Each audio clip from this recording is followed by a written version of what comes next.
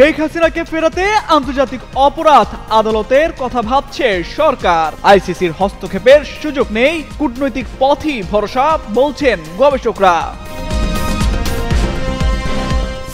পুলিশের মনোবল ভাঙতে নতুন ষড়যন্ত্রে আওয়ামী লীগ।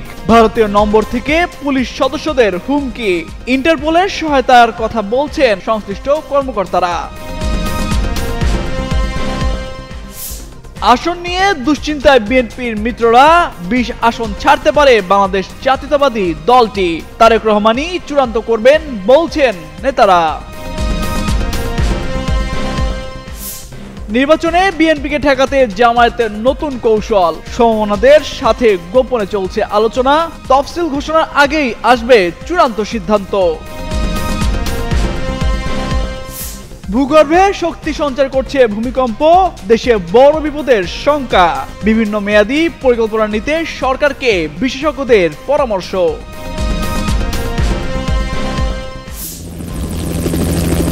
2024 সালের ছাত্র জনতার আন্দোলনে গুলি চালানোর নির্দেশ সহ আন্তর্জাতিক অপরাধ ট্রাইব্যুনালে প্রমাণিত হয়েছে ক্ষমতাচ্যুত প্রধানমন্ত্রী শেখ হাসিনার বিরুদ্ধে আনা একাধিক মানবাধিকার বিরোধী অভিযোগ। এরই ধারাবাহিকতায় তার মৃত্যুদণ্ডের রায় ঘোষণা করেন আদালত। একই সাথে সাবেক স্বরাষ্ট্রমন্ত্রী আসাদুজ্জামান খান কামালেরও একই সাজা ঘোষণা করেছেন ট্রাইব্যুনাল। তবে গত বছরের 5 আগস্ট থেকে তারা পলাতক ভারতে। এরই মধ্যে তাদের ফেরত চেয়ে অন্তর্বর্তী সরকারের পক্ষ থেকে একাধিকবার মোদী সরকারকে চিঠি দিলেও মেলেনি সাড়া।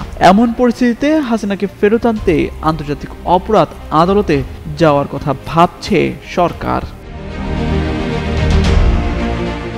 গেল 20 নভেম্বর ফরেন সার্ভিস একাডেমিতে আয়োজিত এক সংবাদ সম্মেলনে আইন, বিচার ও সংসদ বিষয়ক উপদেষ্টা অধ্যাপক ডক্টর আসিফ নজরুল বলেন, এই দণ্ডপ্রাপ্ত ব্যক্তিদের ফেরত আনার বিষয়ে আন্তর্জাতিক অপরাধ আদালতে সরকার যেতে পারবে কিনা তা নিয়ে শিগগিরই একটি বৈঠক করা হবে। সোমবার এমন তথ্য দিয়ে একটি প্রতিবেদন প্রকাশ করে দৈনিক আজকের পত্রিকা। সেখানে বলা হয়, শেখ হাসিনার প্রত্যর্পণ প্রক্রিয়ায় হস্তক্ষেপের সুযোগ আন্তর্জাতিক অপরাধ আদালতের কতটুকু আছে সেটাই বড় প্রশ্ন। কারণ আইসিসির সদস্য হওয়ায় এর দ্বারস্থ হওয়ার সুযোগ বাংলাদেশের আছে, কিন্তু ভারত সদস্য না হওয়ায় এই আদালতের আসলে কতটুকু কি করার আছে। বাংলাদেশ রোম স্ট্যাটিটিউট বা রোম সংবিধিতে স্বাক্ষর ও সংসদের অনুমোদন করায় নীতিগতভাবে বাংলাদেশ সরকার স্বেচ্ছায় রেফার করলে আইসিসি তাত্ত্বিকভাবে এখতিয়ার প্রয়োগ করতে পারে, কিন্তু ভারত আইসিসির সদস্য নয়। দেশটির রোম স্ট্যাটিটিউটে স্বাক্ষর করলেও সংসদে তা অনুমোদন করেনি। ফলে আইসিসির কোনো গ্রেপ্তারি পরোয়ানা মানতে বাধ্য নয় ভারত। দেশটির মাটিতে কোনো অভিযুক্ত ব্যক্তিকে আটক বা ফেরত পাঠাতেও আইসিসি তাকে চাপ দিতে পারে না।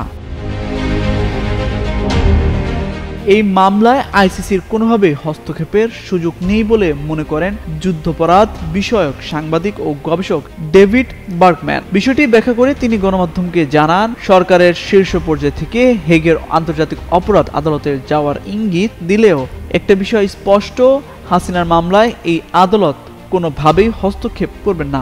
বাংলাদেশ চাইলে মামলাটি শুরুতে আইসিসিতে রেফার করতে পারত, কিন্তু তারা তা করেনি।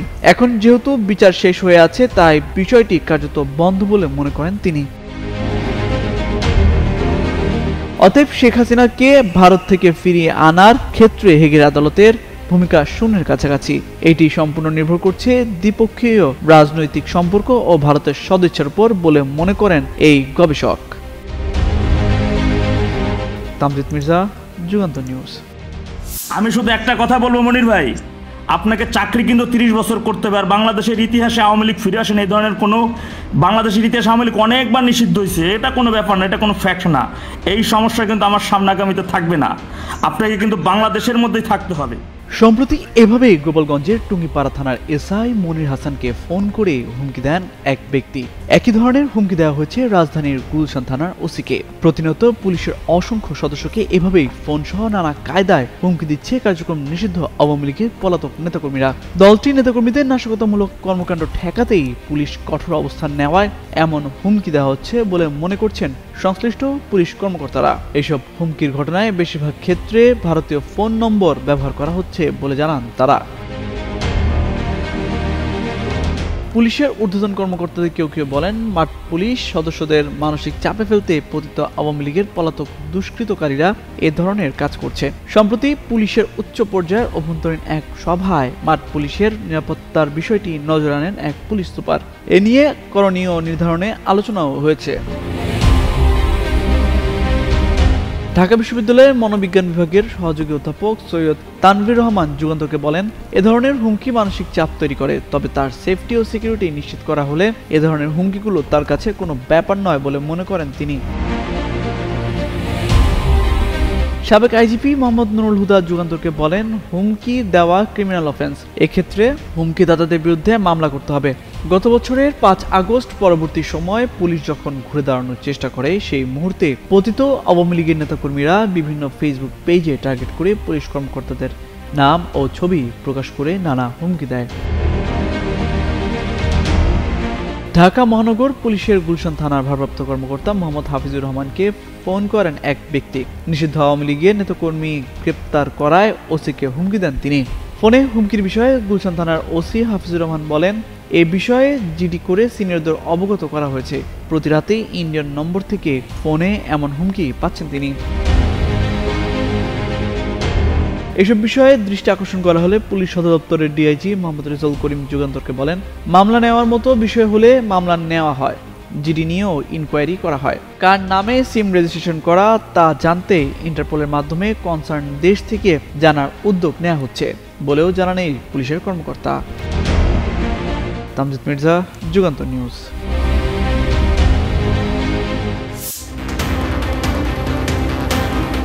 জাতীয় সংসদ নির্বাচন সামনে রেখে 237 আসনে দলের সম্ভাব্য প্রার্থী ঘোষণা করা হলেও এখন পর্যন্ত জোটের মনোনয়ন নিশ্চিত করেনি বিএনপি।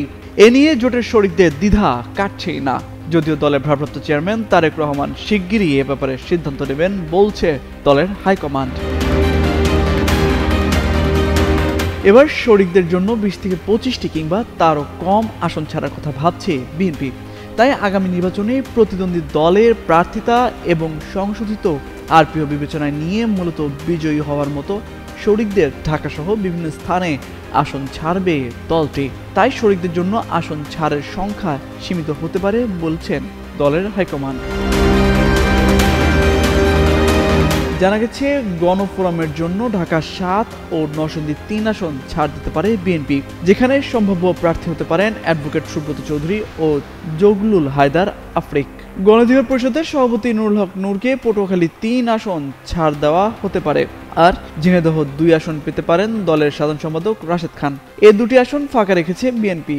এছাড়া চট্টগ্রাম 14 আসনে প্রার্থী হতে পারেন এলডিপির প্রেসিডেন্ট অলি আহমেদের বড় ছেলে ওমর ফারুক, আর কুমিল্লা 7 আসনে লড়বেন দলের মহাসচিব রেদন আহমেদ।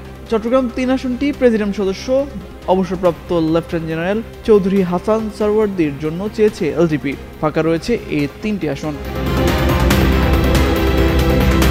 এছাড়া পিরোজপুর 1 আসনে সবুজ সংকেত পেয়েছেন 12 দলীয় জোটের প্রধান ও জাতীয় পার্টি জাফর অংশের চেয়ারম্যান মোস্তফা জামাল হায়দার। বগুড়া 2 আসনে নাগরিক ঐক্যের সভাপতি মাহমুদুর রহমান মান্না এবং ঢাকা 17 আসনে বিজেপির চেয়ারম্যান ব্যারিস্টার আন্দুল রহমান পার্থকে ছেড়ে দিতে পারে বিএনপি। আর লক্ষ্মীপুর 4 আসনে লড়বেন জিএসডির সভাপতি আসম্মা আব্দুর রবের স্ত্রী তানিয়া রব। কিশোরগঞ্জ 5 আসনে বাংলাদেশ জাতীয় দলের চেয়ারম্যান সৈয়দ এহসানুল হুদাও গ্রিন সিগন্যাল পেয়েছেন। বিএনপির গুরুত্বপূর্ণ প্রার্থীদের পেছনে ফেলে ঢাকা 13 আসনে এনডিএম চেয়ারম্যান ববি হাজ্জাজ, ব্রাহ্মণবাড়িয়া 6 আসনে গণসংহতি আন্দোলনের প্রধান সমন্বয়ক জোনায়েদ সাকি এবং নড়াইল 2 আসনে জাতীয়তাবাদী সমমনা জোটের আহ্বায়ক ও NPP chairman doctor Fariduzzaman Farhad সবুজ সংকেত পেয়েছেন। এসব আসনে বিএনপি কাউকে প্রার্থী করেনি। এছাড়া খালি থাকা ঝালকাঠি 1 আসনে নির্বাচন করতে চান বাংলাদেশ লেবার পার্টির চেয়ারম্যান মোস্তাফিজুর রহমান ইরান। একইভাবে ফাঁকা রাখা ব্রাহ্মণবাড়িয়া 2 আসন থেকে নির্বাচন করতে পারেন জমিয়তের সহসভাপতি ও হেফাজত নেতা জোনায়েদ আল হাবিব। বিএনপির কাছে জমিয়তের যুগ্ম মহাসচিব রশিদ বিন ওয়াক্কাসের জন্য যশোর 5 আসনটি চেয়েছে 12 দলীয় জোট। লক্ষ্মীপুর 1 আসনে এরই মধ্যে সবুজ সংকেত পেয়েছেন 12 দলীয় জোটের মুখপাত্র ও বাংলাদেশ এলডিপির চেয়ারম্যান শাহাদাত হোসেন সেলিম। শরিকদের আসন সমঝোতার ব্যাপারে জানতে চাইলে বিএনপি স্থায়ী কমিটির সিনিয়র সদস্য ডক্টর খন্দকার মোশাররফ হোসেন গণমাধ্যমকে বলেন, দলের ভারপ্রাপ্ত চেয়ারম্যান তারেক রহমান এটি নিয়ে কাজ করছেন। তবে বিষয়টি এখনও চূড়ান্ত হয়নি বলে জানান বিএনপির এই নেতা। তামজিদ মির্জা, যুগান্তর নিউজ। আগামী জাতীয় সংসদ নির্বাচনে আসন সমঝোতা নিয়ে এখনো স্পষ্ট অবস্থান জানায়নি বাংলাদেশ জামায়াত ইসলামী। এক্ষেত্রে কিছুটা কৌশলী অবস্থান নিয়েছে দলটি। একদিকে ইসলামী আন্দোলন সহ সমমনার 7টি দলকে নিয়ে 5 দফা দাবিতে অভিন্ন কর্মসূচির মধ্য দিয়ে সরকারের উপর এক ধরনের চাপ বজায় রেখে নির্বাচনী কৌশল সাজাচ্ছে। অন্যদিকে এক আসনে এক প্রার্থী এই নীতিকে ভিত্তি করে দলগুলো আসন ভিত্তিক জরিপ চালাচ্ছে। জরিপের ফলাফলের ভিত্তিতে প্রার্থী চূড়ান্ত করা হবে বলছে দলীয় সূত্র। আসন সমঝোতার বিষয়টি ডিসেম্বরের প্রথম সপ্তাহ নাগাদ চূড়ান্ত হতে পারে বলে মনে করছেন দলগুলোর নেতারা। তবে নির্বাচনের তফসিল ঘোষণার পরও এই সমঝোতা কৌশলের কাজ চলমান থাকবে। দলের বাইরে কোথাও কোথাও অন্য দলের প্রভাবশালী বা মনোনয়ন বঞ্চিত প্রার্থীর সঙ্গেও ঘোষিত বা অঘোষিত সমঝোতা হতে পারে। সোমবার এ নিয়ে একটি প্রতিবেদন প্রকাশ করে দৈনিক প্রথম আলো। সেখানে নাম প্রকাশ না করার শর্তে একজন কেন্দ্রীয় নেতা বলেন, সমমনা আর দলের সঙ্গে আরো দল যোগ হতে পারে। আসন সমঝোতার ক্ষেত্রে চমক দেখা যেতে পারে। আর গত শনিবার জামায়াতের আমির ডক্টর শফিকুর রহমান চট্টগ্রামে সাংবাদিকদের বলেছেন, কনভেনশনাল কোনো জোট করবে না জামায়াত, কিন্তু অনেকগুলো দল ও শক্তির সঙ্গে তাদের নির্বাচনী সমঝোতা হবে। তবে আর কোন কোন দলের সঙ্গে সমঝোতার চেষ্টা বা আলাপ চলছে সেটা এখনো প্রকাশ করতে চাইছে না জামায়াত ইসলামী। যদিও সমমনা কয়েকটি দলের উচ্চ পর্যায়ের কয়েকজন নেতার সঙ্গে কথা বলে জানা গেছে, নির্বাচনী আসন সমঝোতায় জামায়াত সহ 8 দল জাতীয় নাগরিক পার্টি, এবি পার্টি ও গণ অধিকার পরিষদকেও পাশে পেতে চায়। তাদের কারো কারো সঙ্গে অনানুষ্ঠানিকভাবে আলোচনা বা যোগাযোগ হচ্ছে। এদিকে নাম প্রকাশ না করার শর্তে সমমনা একটি দলের শীর্ষ নেতা বলেন, আগামী নির্বাচন অনেকটাই বিএনপি জোট বনাম জামায়াত জোটের মধ্যে হবে। এখন যদি সমঝোতা বা জোটের বিষয়টি স্পষ্ট করা হয় তাহলে দলগুলোকে অন্য পক্ষ আরো বেশি প্রলোভন দিতে পারে। এ নিয়ে বিব্রতকর পরিস্থিতির উদ্ভব হতে পারে। তাই এখনই সমঝোতার বিষয়টি চূড়ান্ত না করাটাও রাজনৈতিক কৌশলের অংশ বলে জানান তিনি। জামায়াত ইসলামীর হয়ে সমমনা দলগুলোর সঙ্গে লিয়াজু করছেন দলটির সহকারী সেক্রেটারি জেনারেল হামিদুর রহমান আজাদ। তিনি বলেন, দলগুলোর মধ্যে আলোচনা হয়েছে, এই দলগুলো একসঙ্গে নির্বাচন করবে বলে সিদ্ধান্ত নিয়েছেন তারা। এছাড়া নির্বাচনের তফসিলের আগেই সমঝোতা চূড়ান্ত করার লক্ষ্য আছে। তামজিদ মির্জা, যুগান্তর নিউজ।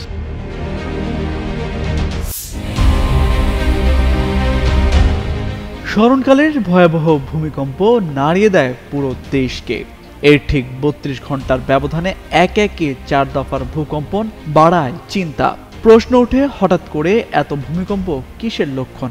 বিষয়টি নিয়ে নড়েচড়ে বসে সরকার, কারণ নিয়ে একে মুখ খুলেন বিশেষজ্ঞরা।